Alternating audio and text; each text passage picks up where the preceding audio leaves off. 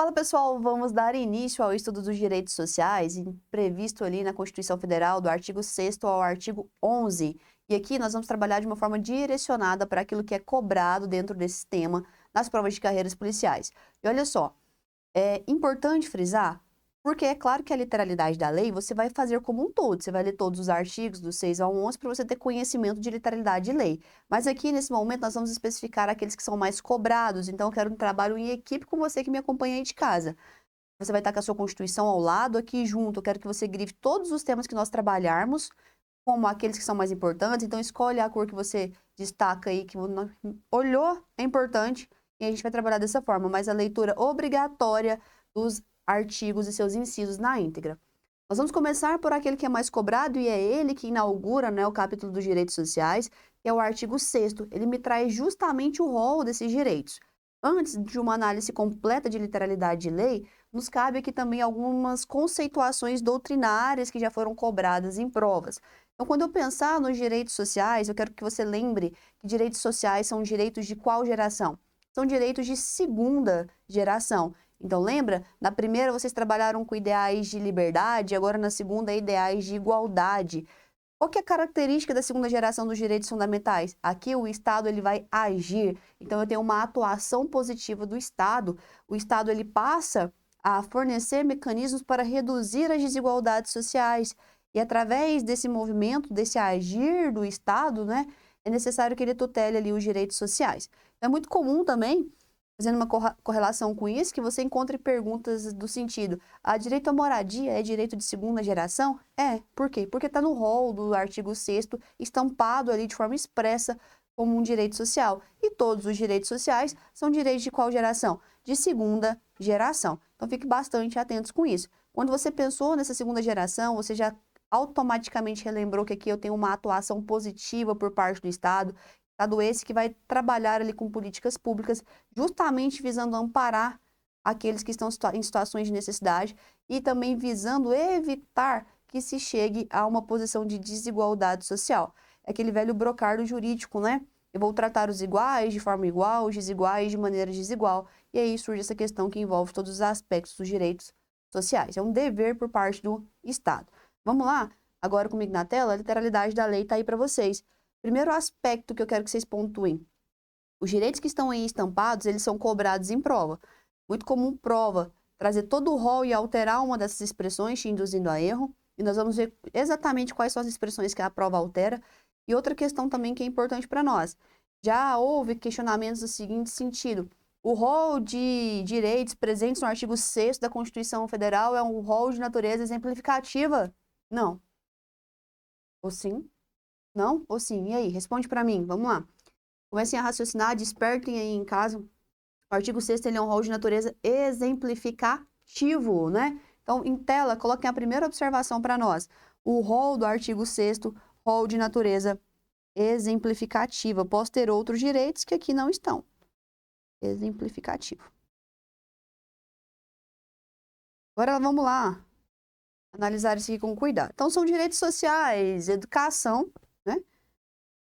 Saúde, a alimentação, o trabalho, a moradia, o transporte, o lazer, a segurança, a previdência social, a proteção à maternidade e à infância, a assistência aos desamparados,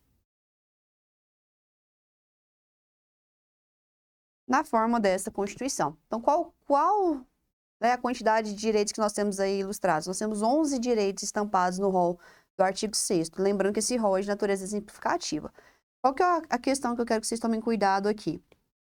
Geralmente, o que é trocado nas provas, o examinador gosta de trocar, é a questão da previdência social. Cuidado, direito social é a previdência social. O que é comum trocar por seguridade social? Não, pessoal, aqui nós estamos trabalhando com previdência. Previdência social não é seguridade social. Toma cuidado com isso. Eu quero, inclusive, que você faça aí com as suas palavras uma observação no caderno. Não confundir previdência social com seguridade social. Outra coisa também bastante comum, proteção à maternidade. e a infância é a infância. Não falamos aqui de proteção à adolescência. E essa proteção é a maternidade, não está especificado a mãe, é o ato da maternidade e a infância. Tranquilo? Outro ponto, segurança. Essa segurança tratada no artigo 6º aqui não é a segurança jurídica. Já houve bastante questionamento sobre isso. Nós sabemos que nós temos direito à razoável duração do processo, que o processo ele deve seguir o devido processo legal, né? Que não pode ter juiz ou tribunal de exceção. Tudo isso remete a um conceito amplo de segurança jurídica. Mas essa segurança tratada aqui no artigo 6º da Constituição Federal já está definido pela doutrina, é a segurança pública. Então, se eu pegar uma prova que diz para você segurança pública é direito social, sim. Segurança, agora sem pegadinhas, né? Segurança pública, ela é um direito social. Então, a segunda observação que vocês vão colocar aí junto comigo, né? Segurança pública é direito social.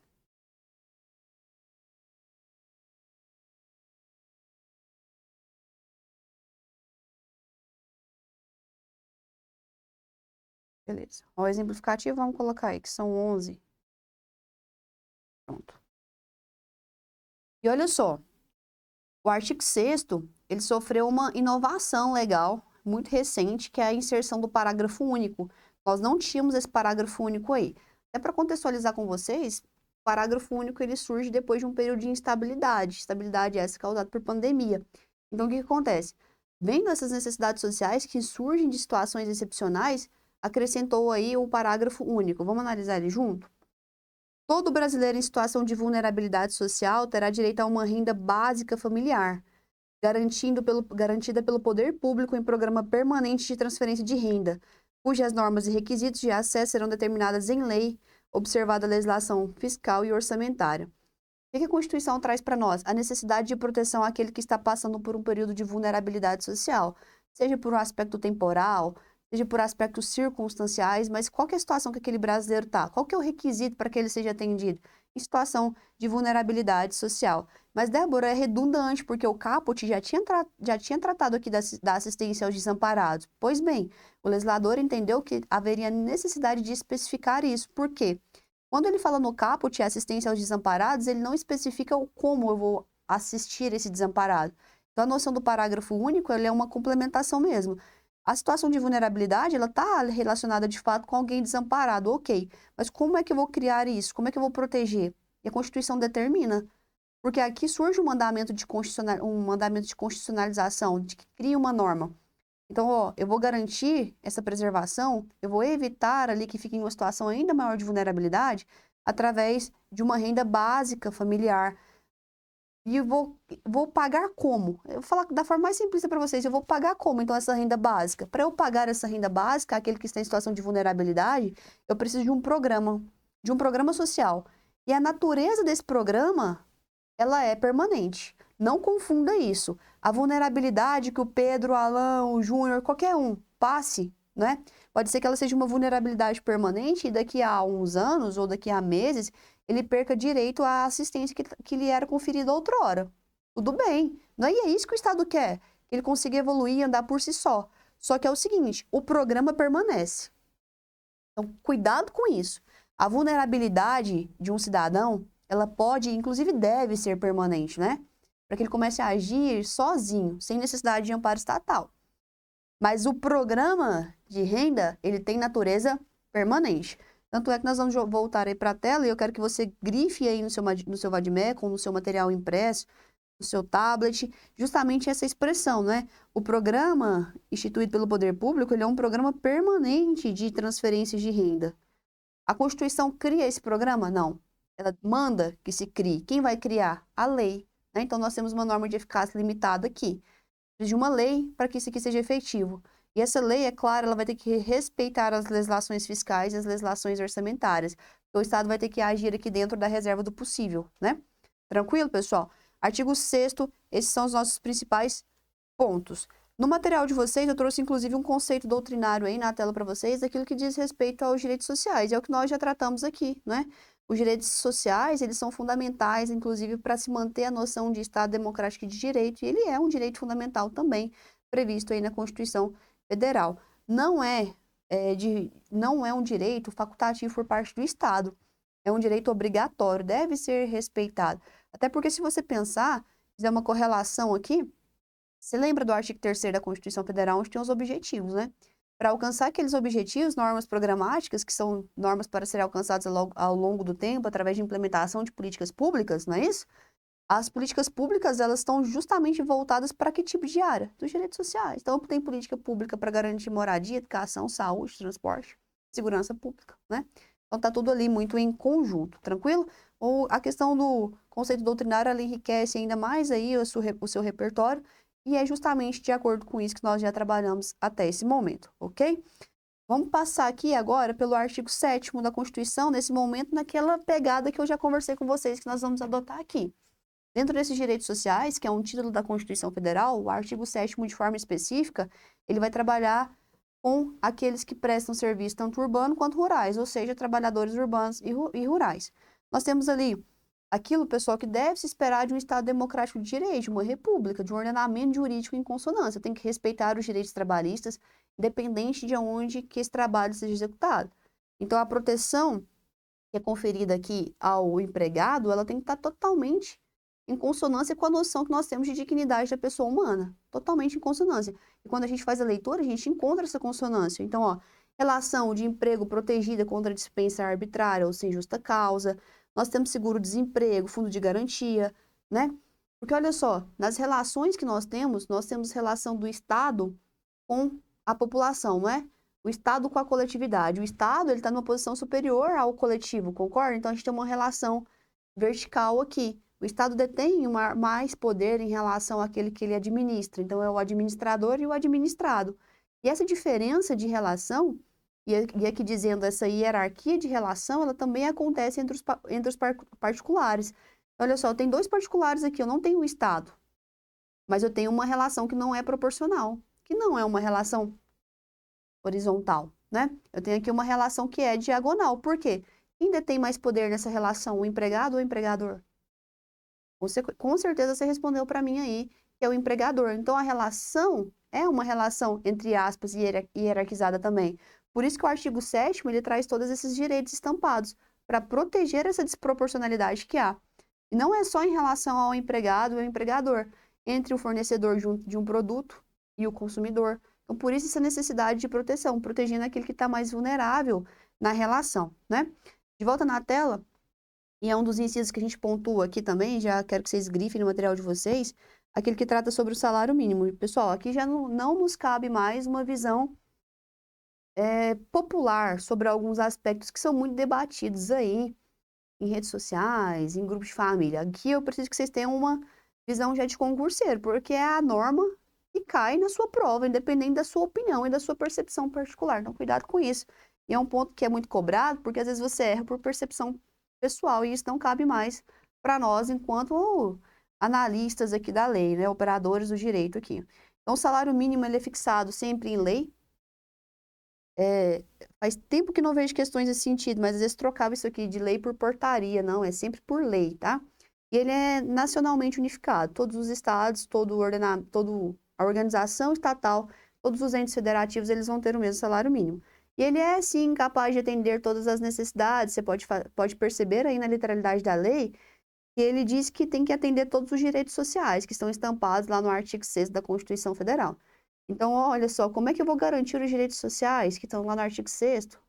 Aqui, ó, dando trabalho, né? E trabalho remunerado através de quê? Através de um salário mínimo, que é nacionalmente unificado. Então, a pretensão que se tem é que o salário mínimo atenda todos os direitos sociais. Atende? Não sei. Para nós aqui em prova, atende, né? Que é a disposição trabalhada no artigo 7º. Piso salarial também é um direito, então toda categoria ela vai ter por base um piso salarial estipulado, e esse piso ele tem que ser respeitado. Então, o mínimo que se paga a determinada categoria é tanto, né? E isso vai ter que ser respeitado. Como é que eu defino esse piso? De acordo com a complexidade do trabalho ali desenvolvido, mas deve sempre ter ali um piso salarial. Outra coisa, irredutibilidade de salário é regra.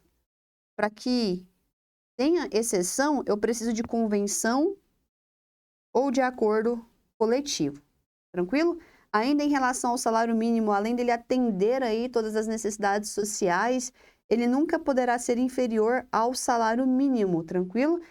Ah, Débora, mas qual que é a hipótese aqui que eu tenho que lembrar? Imagine que você está trabalhando com uma remuneração variável, que seja variável ali em relação a comissões ou outros aspectos. Por mais que você não atinja a meta, ele nunca vai poder ser inferior a esse salário mínimo aí. Tranquilo? É nesse aspecto aí. Direito a 13º, também tem. 13º está previsto aqui nos direitos dos trabalhadores, tanto faz rural, quanto tanto faz os trabalhadores urbanos. 13º protegido no artigo 7º, e ele vai ser sempre proporcional ao que você recebe. Então, se o seu salário é X, o 13º ele tem que corresponder àquilo que você recebe, ok? E se for aposentado, aposentado tem direito a 13º? Tem, proporcional ao salário que recebe, tranquilo? Olha só, gente, trabalhar durante o dia, ok, regra, e trabalhar à noite tem uma maior complexidade.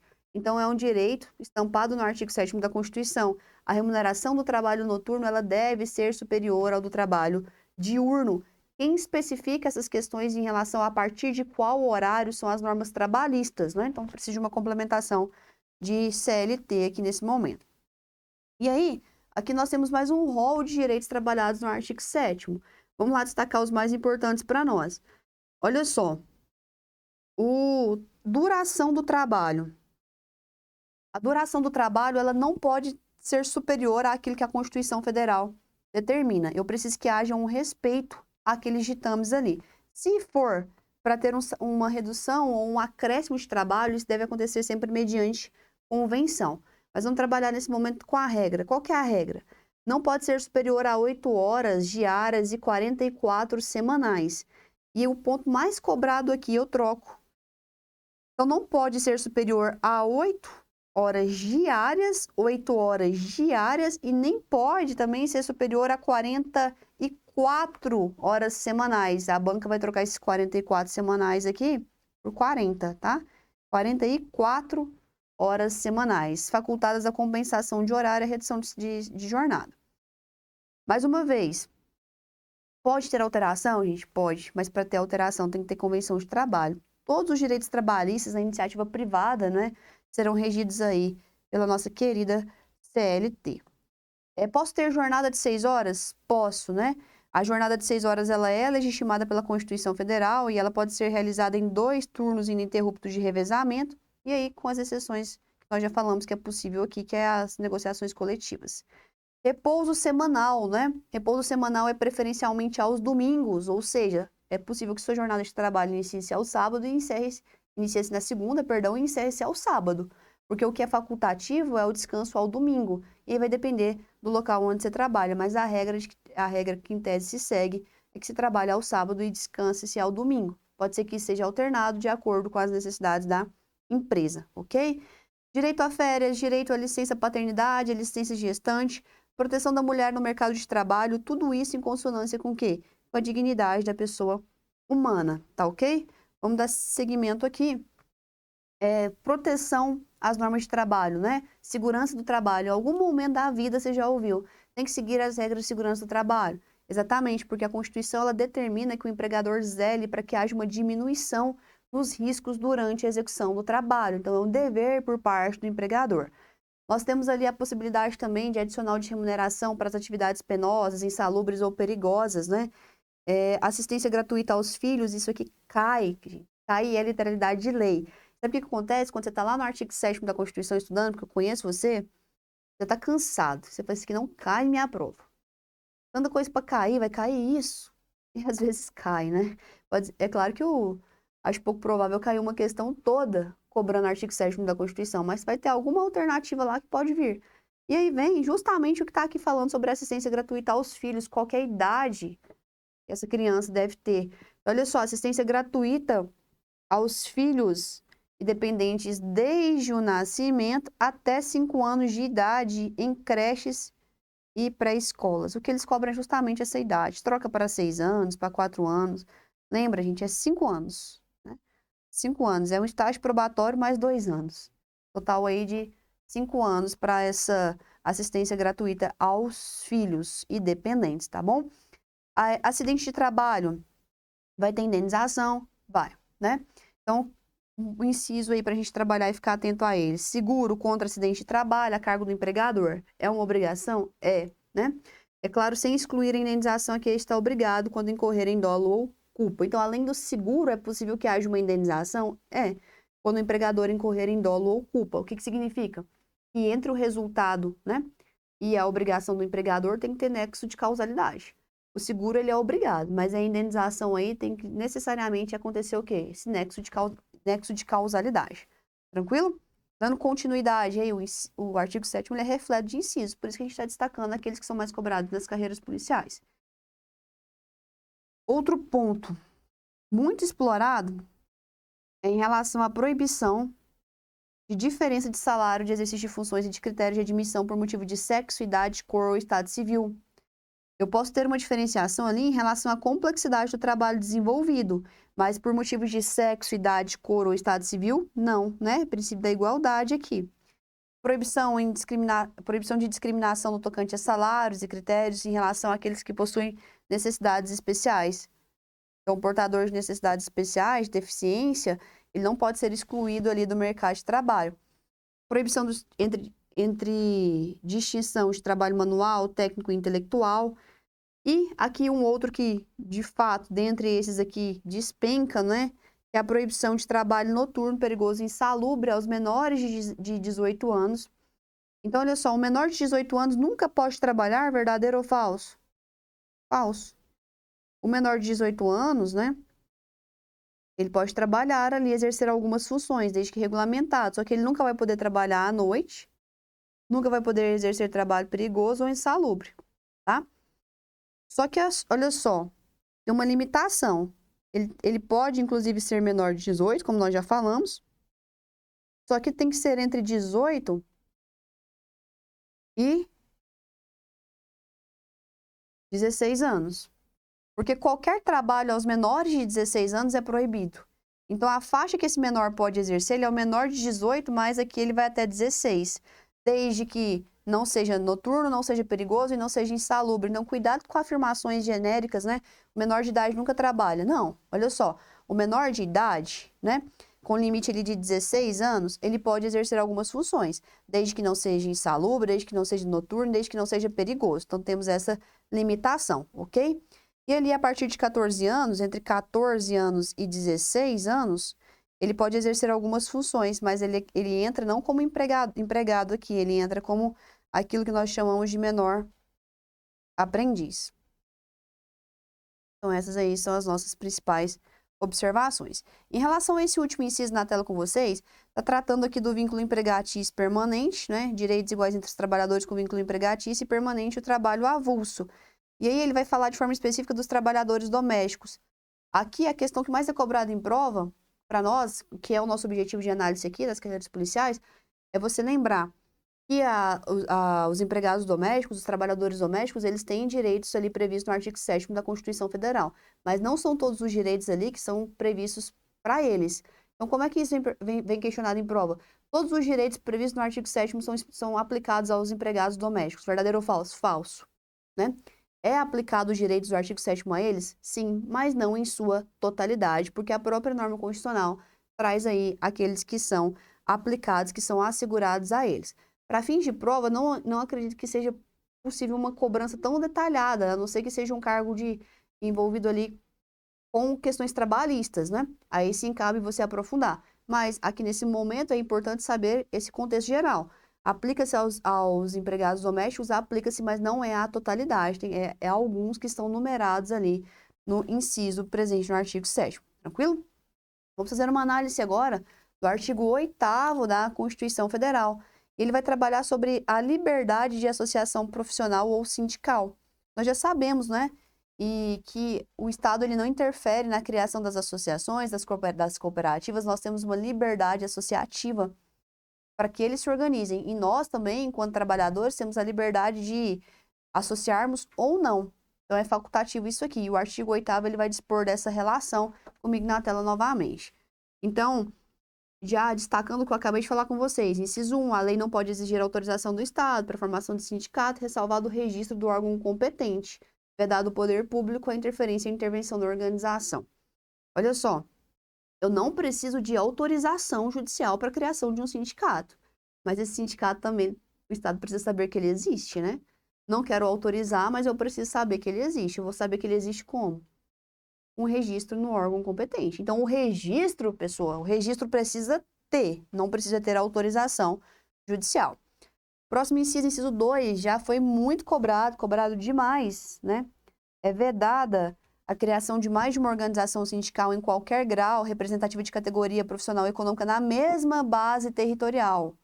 E será definida pelos trabalhadores ou empregadores interessados, não podendo ser inferior à área de um município. Então, cuidado, né? Na mesma base territorial, não tem mais de uma organização sindical. Tá tendo que esse inciso muito cobrado. Sindicato, ele serve para quê, gente? Serve para a defesa dos direitos e interesses coletivos ou individuais da categoria, inclusive em questões judiciais ou administrativas. Aqui nós temos uma hipótese, quero que vocês anotem aí do lado para mim, uma hipótese de representação processual. Então, o sindicato ele pode ingressar ali com ações, fazer a sua representação e não precisa sempre de autorização individualizada. Se você já adere ao sindicato ali, essa representação processual ela acontece sem necessidade de uma autorização individualizada para essa representação, tá bom? E aí ele vai tratar de outros aspectos em relação à organização do sindicato e nós vamos descer ali em relação ao aposentado. Isso já foi muito cobrado para nós também. O aposentado filiado, ele tem direito de votar e direito a ser votado nas organizações sindicais, tá bom? Então, o fato dele estar aposentado não tira a possibilidade de que ele participe dessas relações sindicais. E outro ponto que nós vamos destacar aqui, finalizando, é vedada a dispensa do empregado sindicalizado. Perceba, você tá na iniciativa privada, não tem estabilidade ali. Em algum momento dessa trajetória, você decide ser um representante sindical, né? Agora é a hora que a roda gigante subiu. Você está numa posição de representatividade sindical. Mas imagine que acaba o seu período ali como representante classista e você deixa de exercer suas funções. Com certeza, durante o exercício delas, você fez algumas inimizades, teve alguns dissabores, isso poderia gerar consequências agora para você, já que você não está mais detendo esse, entre aspas, esse poder. Então, o que a Constituição assegura? É vedada a dispensa do empregado sindicalizado a partir do registro da candidatura a cargo de direção ou de representação sindical e se eleito, ainda que suplente, até um ano após o final do mandato, salvo se cometer falta de natureza grave nos termos da lei. O ideal aqui é que você memorize por completo, né? A partir de quando fica vedada essa dispensa? Desde o registro da candidatura, tá? Então, desde o registro da candidatura, ele já está proibida a dispensa dele. E se ele for eleito, cuidado com isso aí, ainda que suplente, tá? Ainda que suplente, é resguardado esse direito para ele. Qual que é o período que esse direito vai durar? Até um ano após o final do mandato, a não ser que ele cometa uma falta grave, tá bem? Todas as disposições previstas aí no artigo 8 se aplica também aos sindicatos rurais e às colônias de pescadores, atendidas as condições aí que a lei estabelecer. É aquele finalzinho que você já não está prestando atenção mais, mas que você tem que lembrar se sua prova resolver cobrar. Então, as disposições aqui em relação aos sindicatos aplicam-se também aos rurais e aos sindicatos de pescadores, tranquilo? Então, nós trabalhamos aqui juntos as principais disposições do artigo 6º, 7º e 8º. Façam algumas questões sobre isso, revisem sempre a literalidade da lei, que é o ponto mais importante para nós. Tamo junto, encontramos em breve.